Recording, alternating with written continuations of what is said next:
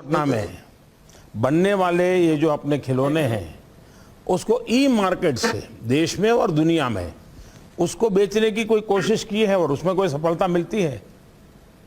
हम तो कोशिश कर रहे हैं, थोड़ा ऑफिसर लोग भी हमारे को बढ़ावा दिए तो हम कर सकते हैं। देखिए ऐसा है, सरकार तो करेगी और करना भी चाहिए, और ये इसी का एक भाग है कि मैं पिछले कई दिनों से खिलौनों के लिए बोलता रहता हूँ और आज एक बड़ा कार्यक्रम भी कोशिश किया है। इसके पहले जैसे अभी स्मृति जी ने बताया कि शिक्षा मंत्रालय ने भी बहुत बड़ा काम किया है, तो ये तो है, लेकिन जब तक आप लोग भी नया और नए तरीके उसको नहीं करेंगे और हर बार यही कहते रहेंगे भाई सरकार करेगी तो हो जाएगा, सरकार करेगी तो हो जाएगा, सरकार जितना कम करे उतना ही अच्छा है। चलिए, मुझे बहुत अच्छा लगा आपसे बात करने का मुझे मौका मिला। अब चन्नापटना के उत्पादों को सिर्फ एक क्षेत्र, राज्य या देश में ही नहीं, दुनिया के स्तर पर हमें प्रसिद्ध करना है। चन्नापटना के खिलौनों से पूरी दुनिया के बच्चों के चेहरे खिल उठे, इसके लिए हमें मिलकर काम करना है। और जैसे आपकी अपेक्षा है, सरकार को आप सुझाव देंगे तो हम जरूर उसमें सक्रियतापूर्वक आपके साथ जुड़ेंगे। और मैं चाहता हूं कि कर्नाटक गवर्नमेंट भी, जो बेंगलुरु के स्टार्टअप्स हैं, बेंगलुरु के जो आईटी प्रोफेशनल्स हैं, उनके साथ आपका एक अच्छा वर्कशॉप करें, ताकि हो सकता है दोनों तरफ से बातें सुन करके एक नई योजना की दिशा में हम जा सकते हैं। आप कभी बच्चों को कौन से खिलौने पसंद आते हैं, उसका कभी बच्चों से या बच्चों के माँ बाप से कभी चर्चा करते हैं? जो पहले से बना रहे बस बिक गया तो बिक गया, ऐसा करते हैं? बच्चों को टॉयज बहुत पसंद है। इसमें वेजिटेबल डाइस यूज किया जाता है, इसमें कुछ केमिकल्स कुछ भी नहीं है।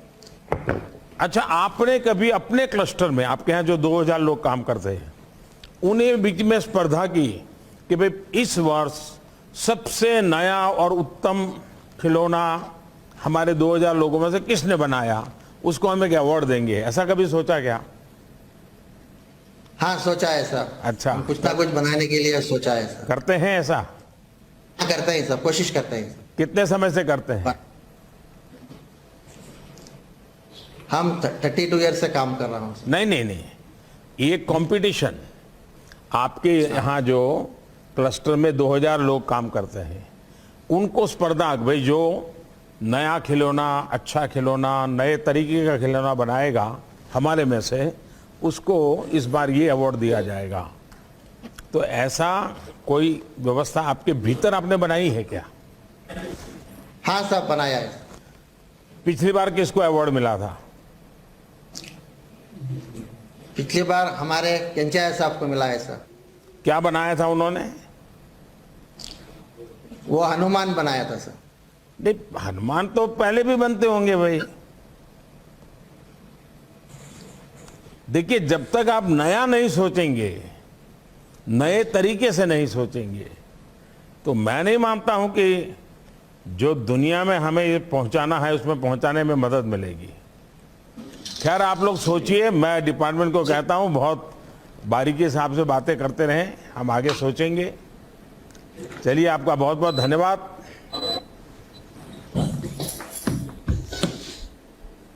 प्रधानमंत्री जी, अब हम चलते हैं उत्तर प्रदेश के वाराणसी के खिलौना बनाने वाले कारीगरों के पास। यहाँ के लकड़ी से बने खिलौने बहुत मशहूर हैं। उत्तर प्रदेश का वाराणसी टॉय क्लस्टर। भारत के आदरणीय प्रधानमंत्री जी को सभी बनारस वासियों के तरफ से आप बैठिए।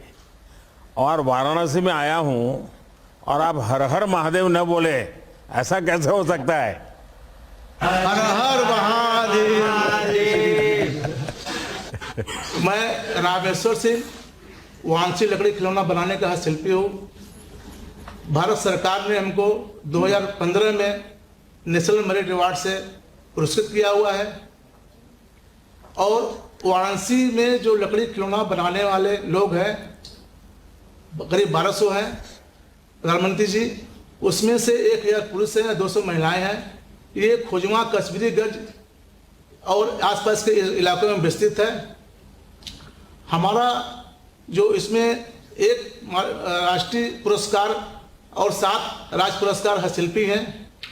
हम लोग जो लकड़ी खिलौना पहले कोरिया की लकड़ी में बनाते थे, लेकिन विगत वर्षों से हम लोग यूकेलिप्टस की लकड़ी से लकड़ी खिलौना बना रहे हैं और गोरख की लकड़ी द्वारा हम लोग मूर्ति बनाते हैं। इसका प्रोसेसिंग ये ऐसा है कि हम लोग अपने मन चाहा हिसाब से लकड़ी को काट लेते हैं और काटने के बाद में पारंपरिक टूल द्वारा और पारंपरिक कुंद मशीन पे इसको चढ़ा करके उसको मनचाहा शेप देने के बाद में लाख जो होता है कलरफुल लाख से द्वारा इसको अंतिम रूप देते हैं।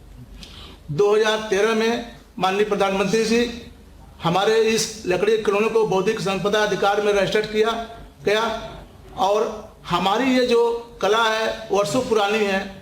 हमारे पूर्वज जो है इसको इसी पारंपरिक कला से इसको बनाते चले आ रहे हैं। हम लोग सभी आर्टिजन भाई मिल करके इस कला को आगे बढ़ा रहे हैं। हमारे यहाँ पर विभिन्न प्रकार के लकड़ी खिलौने बनाए जाते हैं, जैसे कि बच्चों के लिए चुसनी, जो कि जब दांत निकलता है तो माननीय प्रधानमंत्री जी बच्चों के लिए चुसनी बनाया जाता है और घुघना बनाया जाता है। और हम जो खेलते थे लट्टू जो रस्सी वाला है वो बनाते हैं। हमारा और भी उत्पाद है जो कि घरेलू उत्पाद भी है। अच्छा, ये मुझे बताइए, देखिए मैं तो आता रहता हूँ, तो जब भी आता हूँ तो कभी न कभी तो आप लोगों के बीच आने का मुझे मौका भी मिलता है। आपके खिलौने भी मुझे देखने का अवसर मिला है। और जैसा आपने बताया कि आजकल नए नए खिलौने चलते हैं। देखिए, बच्चों की बड़ी विशेषता होती है, जो अगल बगल में देखते हैं ना उसको वो जीना चाहते हैं। मैं पक्का मानता हूँ कि आज कई घरों में बच्चे जब खिलौने लेकर के खेलते होंगे तो माँ बाप से झगड़ा करते होंगे कि मेरे खिलौने को मास्क लगाओ। वो आग्रह करते होंगे कि मेरा खिलौने को मास्क क्यों नहीं है। क्या कभी आप ये सोचते हैं कि भाई अभी कोरोना है तो बच्चों को भी खिलौना वो चाहिए जिसको मास्क चाहिए, अलग से एक मास्क देना चाहिए, बच्चा मास्क खिलौने के पहना है, और बच्चा करता ही है। मंत्री जी को हम जयपुर वासियों की तरफ से नमस्कार। मैं बिमला देवी भाट कठपुतली कॉलोनी जयपुर से बोल रही हूँ। हमारे यहाँ जयपुर में 3 कॉलोनी है। पहली कठपुतली नगर, दूसरी कलाकार कॉलोनी पानी पेच एवं जगतपुरा में, जिसमें हम करीब लगभग 1100 कारीगर काम करते हैं, जिसमें 650 में पुरुष है और 450 महिलाएं हैं। इसका कार्य को हम खानदानी काम है, ये हमारे पूर्वजों से हमें ये विरासत में ही प्राप्त हुआ। कठपुतली जो हम बनाते हैं वो आड़ू की लकड़ी से बनाते हैं। आड़ू की लकड़ी को छील के हम अलग अलग आकार देते हैं, फिर उसको विभिन्न तरह से पेंट करते हैं, फिर उनको पोशाकें बनाई जाती है, जिसमें लहरिया, बंधेज और राजस्थानी चुनरी प्रमुख है। उसको बना के हम ऐसा शेप देते हैं, ये इस तरह से तैयार होती है।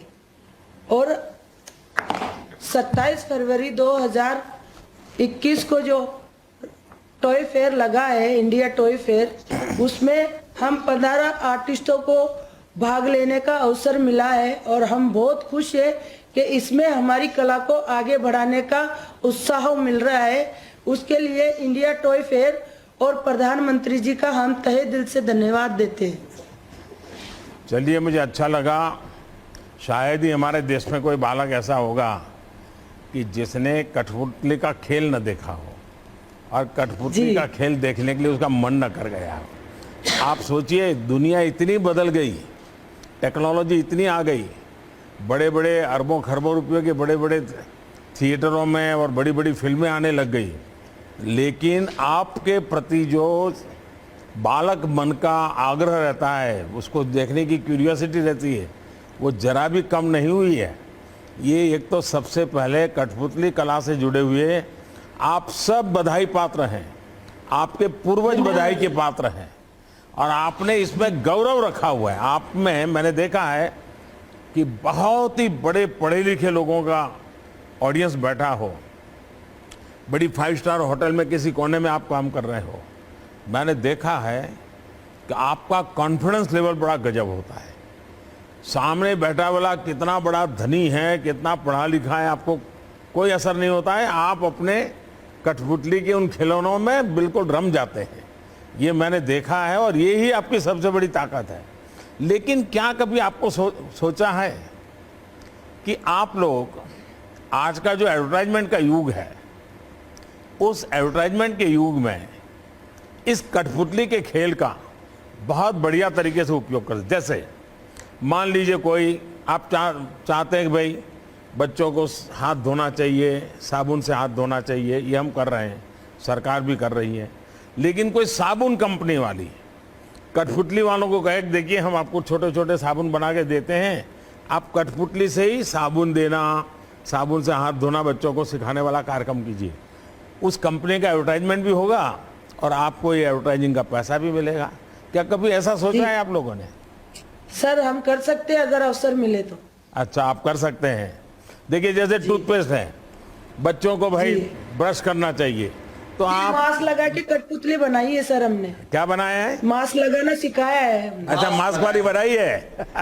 जी हाँ, देखिए ये है।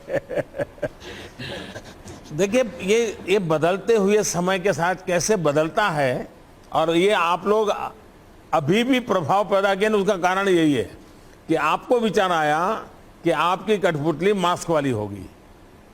मतलब कि आपने आधुनिकता के साथ जोड़ा, आपने मैसेजिंग भी किया। मुझे लगता है, मैं भी हमारे सरकार के लोगों को कहूंगा कि कठपुतली और परंपरागत उद्योग गृह अपने एडवर्टाइजमेंट, इन दोनों को कैसे करें, आपको बहुत बड़ा बिजनेस मिल सकता है। जब मैं गुजरात में था तो मैंने कुछ एडवर्टाइजिंग कंपनियों को पतंग के लिए काम करने के लिए बोला था, और मैंने कहा था पतंग के साथ आप एड कैंपेन का एक बड़ा मिशन बनाइए। और जो पतंग बनाने वाले थे उनको अच्छी कमाई शुरू हुई थी उससे।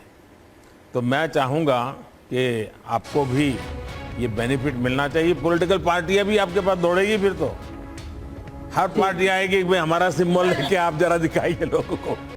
की शुरुआत का हिस्सा बन रहे हैं। टॉय फेयर के इस कार्यक्रम में मेरे साथ जुड़ रहे कैबिनेट के मेरे सभी साथी, टॉय इंडस्ट्री से जुड़े सभी प्रतिनिधिगण, सभी कारीगर भाई बहन, पेरेंट्स, टीचर्स और प्यारे बच्चों, ये पहला टॉय फेयर केवल एक व्यापारिक या आर्थिक कार्यक्रम भर नहीं है। ये कार्यक्रम देश की सदियों पुरानी खेल और उल्लास की संस्कृति को मजबूत करने की एक कड़ी है। मुझे बताया गया है कि इस कार्यक्रम की प्रदर्शनी में कारीगरों और स्कूलों से लेकर बहुराष्ट्रीय कंपनियां तक 30 राज्यों और केंद्र शासित प्रदेशों से 1000 से अधिक एग्जीबिटर्स हिस्सा ले रहे हैं। आप सभी के लिए एक ऐसा मंच होने जा रहा है जहां आप खिलौनों के डिजाइन, इनोवेशन, टेक्नोलॉजी से लेकर मार्केटिंग, पैकेजिंग तक चर्चा परिचर्चा भी करेंगे और अपने अनुभव साझा भी करेंगे।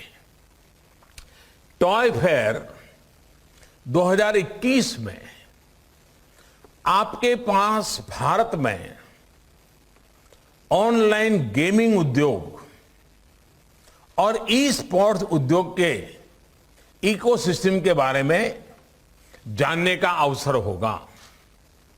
मुझे ये देखकर भी अच्छा लगा कि यहां पर बच्चों के लिए ढेरों गतिविधियां भी रखी गई हैं। मैं टॉय फेयर के इस आयोजन में अपनी भूमिका निभाने वाले सभी साथियों को हार्दिक बधाई देता हूं। साथियों, खिलौनों के साथ भारत का रचनात्मक रिश्ता, क्रिएटिव रिलेशन उतना ही पुराना है जितना इस भूभाग का इतिहास है।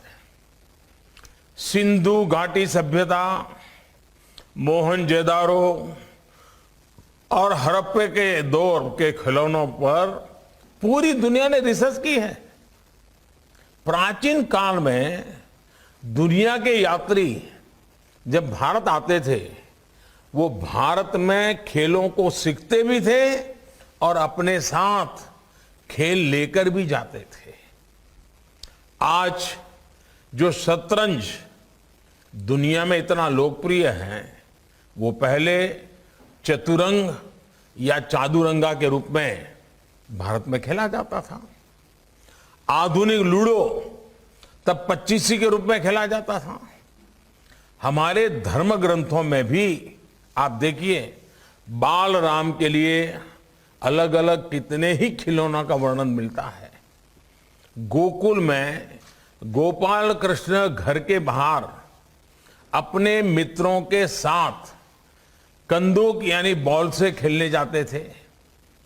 हमारे प्राचीन मंदिरों में भी खेलों के, खिलौनों के शिल्प को उकेरा गया है। खास करके तमिलनाडु में, चेन्नई में अगर आप वहां मंदिरों को में देखेंगे तो ऐसे कितने ही उदाहरण देखने को मिलेंगे कि मंदिरों में भी अलग अलग खेल, अलग अलग खिलौने, वो सारी चीजें वहां आज भी दीवारों पर दिखती हैं। साथियों, किसी भी संस्कृति में जब खेल और खिलौने आस्था के केंद्रों का हिस्सा बन जाएं, तो इसका अर्थ है कि वो समाज खेलों के विज्ञान को गहराई से समझता था। हमारे यहां खिलौने ऐसे बनाए जाते थे जो बच्चों के चहुमुखी विकास में योगदान दें, उनमें एनालिटिकल माइंड विकसित करें। आज भी भारतीय खिलौने आधुनिक फैंसी खिलौनों की तुलना में कहीं सरल और सस्ते होते हैं, सामाजिक भौगोलिक परिवेश से जुड़े भी होते हैं। साथियों, रीयूज और रिसाइकलिंग जिस तरह भारतीय जीवन शैली का हिस्सा रहे हैं, वही हमारे खिलौनों में भी दिखता है। ज्यादातर भारतीय खिलौने प्राकृतिक और इको फ्रेंडली चीजों से बनाते हैं। उनमें इस्तेमाल होने वाले रंग भी प्राकृतिक और सुरक्षित होते हैं। अभी हम वाराणसी के लोगों से बात कर रहे थे। वाराणसी के लकड़ी के खिलौने और गुड़िया को देखिए, राजस्थान के मिट्टी के खिलौने देखिए, ऐसे ही पूर्वी मेदिनीपुर की गलर गुड़िया है, कच्छ के कपड़ा डिंगला और डिंगली है, आंध्र प्रदेश के इटिकोपक, बोम्मलू और बुधनी के लकड़ी के खिलौने हैं। कर्नाटक जाएंगे तो वहां के चन्नपटना खिलौने अभी जो हम तो देख रहे थे, तेलंगाना के निर्मल खिलौने, चित्रकूट के लकड़ी के खिलौने, धुबरी असम के टेराकोटा के खिलौने, ये सब खिलौने अपने आप में कितने डाइवर्स हैं, कितनी अलग अलग खूबियों से भरे हैं, लेकिन सब में एक समानता है कि सभी खिलौने इको फ्रेंडली और क्रिएटिव है।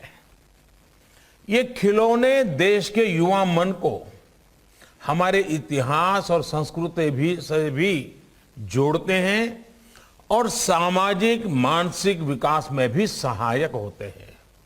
इसलिए आज मैं देश के टॉय मैन्युफैक्चरर्स से भी अपील करना चाहूंगा कि आप ऐसे खिलौने बनाएं जो इकोलॉजी और साइकोलॉजी दोनों के लिए बेहतर हो।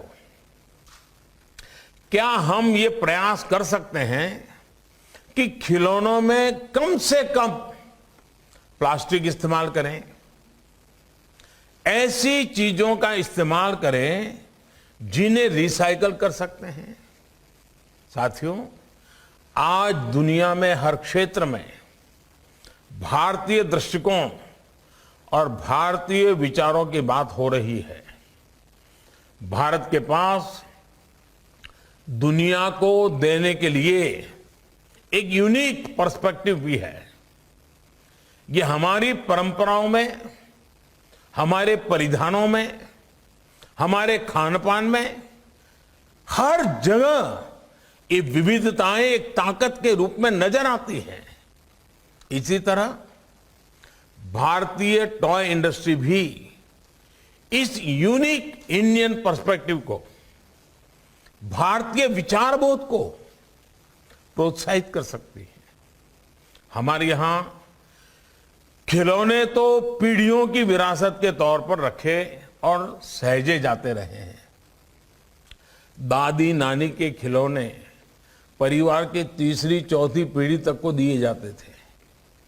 त्योहारों पर परिवार के लोग अपने खिलौने निकालते थे और अपने पारंपरिक संग्रह को एक दूसरे को दिखाते भी थे।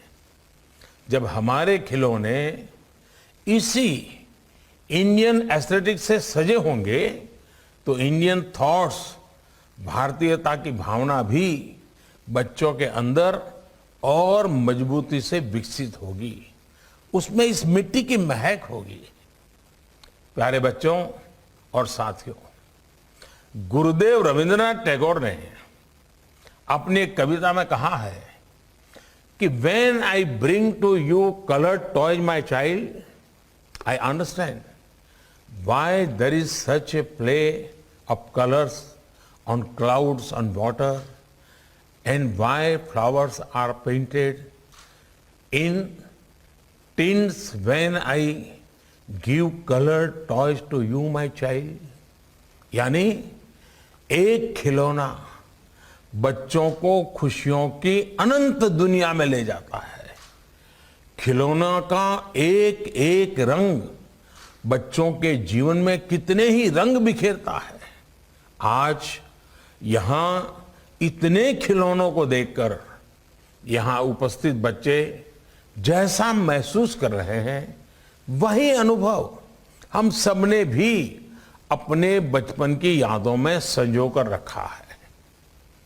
कागज के हवाई जहाज, लट्टू, कंचे, पतंग, सीटियां, झूले, कागज के घूमने वाले पंखे, गुड्डे और गुड्डियां, ऐसे कितने ही खिलौने हर बचपन के साथी रहे। साइंस के कितने ही सिद्धांत, कितनी ही बातें, जैसे कि रोटेशन, ऑसिलेशन, प्रेशर, फ्रिक्शन, ये सब हम खिलौनों से खेलते हुए, उन्हें बनाते हुए खुद ब खुद सीख जाते थे। भारतीय खेल और खिलौनों की ये खूबी रही है कि उनमें ज्ञान होता है, विज्ञान भी होता है, मनोरंजन होता है और मनोविज्ञान भी होता है। उदाहरण के तौर पर लट्टू को ही ले लीजिए। जब बच्चे लट्टू से खेलना सीखते हैं तो लट्टू खेल खेल में ही उन्हें ग्रेविटी और बैलेंस का पाठ पढ़ा जाता है। वैसे ही गुलेल से खेलता बच्चा जाने अनजाने में पोटेंशियल से काइनेटिक एनर्जी के बारे में बेसिक सीखने लगता है। पजल टॉय से रणनीतिक सोच और समस्या को सुलझाने की सोच विकसित होती है। इसी तरह नवजात बच्चे भी झुनझुने और बाजे घुमा घुमाकर सर्कुलर मूवमेंट को महसूस करने लगते हैं। आगे जाकर इन्हीं चीजों को जब उन्हें उनकी कक्षा में, किताबों में पढ़ाया जाता है तो अपने खेल से उसे रिलेट कर पाते हैं, प्रैक्टिकल एस्पेक्ट को समझ पाते हैं। केवल किताबी ज्ञान से ये समझ विकसित ही नहीं हो सकती है। साथियों, आप सबने भी देखा होगा कि रचनात्मक खिलौने कैसे बच्चों के सेंसेस को डेवलप करते हैं, उनकी कल्पनाओं को पंख देते हैं। अपने खिलौनों के इर्द गिर्द बच्चे कैसे अपनी कल्पनाओं का एक पूरा संसार बना लेते हैं। जैसे कि आप किसी बच्चे को खिलौनों वाले बर्तन दीजिए, वो ऐसे व्यवहार करना लगेगा जैसे कि पूरे किचन की व्यवस्था संभाल रहा है और पूरी परिवार को वही आज खाना खिलाने वाला है। उन्हें आप जानवरों वाले खिलौने दीजिए तो अपने मन में एक पूरा जंगल बना देता है, खुद भी आवाज निकालने लगता है, जो भी ठीक लगे उसको लगता है कि ये शेर है तो ऐसी आवाज निकालता है। उन्हें एक टेथोस्कोप दे दीजिए, थोड़ी देर में देख लीजिए वो डॉक्टर बन जाएगा, फैमिली डॉक्टर बन जाएगा और पूरे परिवार के सबकी तबीयत जांचना शुरू कर देता है, जांच पड़ताल करना लग जाता है। ऐसे ही केवल एक बॉल से वो घर के भीतर पूरा फुटबॉल ग्राउंड बना लेते हैं। रॉकेट का खिलौना मिलते ही स्पेस मिशन पर वो निकल पड़ते हैं। उनके सपनों की उस उड़ान की कोई सीमा नहीं होती, कोई अंत नहीं होता। बस उन्हें एक छोटा सा ऐसा खिलौना चाहिए जो उनकी उत्सुकता को, उनकी क्रिएटिविटी को जगा दे। अच्छे खिलौनों की यह खूबसूरती होती है कि वो एजलेस और टाइमलेस होते हैं। आप भी जब बच्चों के साथ खेलने लगते हैं तो इन खिलौनों के जरिए अपने बचपन में चले जाते हैं। इसलिए मैं सभी माता पिता से ये अपील करूंगा कि आप जिस तरह बच्चों के साथ पढ़ाई में इन्वॉल्व होते हैं, वैसे ही उनके खेलों में भी शामिल होइए। मैं ये नहीं कह रहा कि आप अपने घर का, अपने ऑफिस का सब काम छोड़ दें और घंटों बच्चों के साथ खेलते ही रहें, लेकिन आप उनके खेलों में शामिल तो हो ही सकते हैं। आजकल परिवारों में प्ले टाइम की जगह स्क्रीन टाइम ने ले ली है, लेकिन आपको खेल और खिलौनों की भूमिका को जरूर समझना चाहिए। खिलौनों का जो वैज्ञानिक पक्ष है, बच्चों के विकास में, उनकी लर्निंग में खिलौनों की जो भूमिका है, उसे पेरेंट्स को भी समझना चाहिए और टीचर्स को स्कूलों में भी उसे प्रयोग करना चाहिए।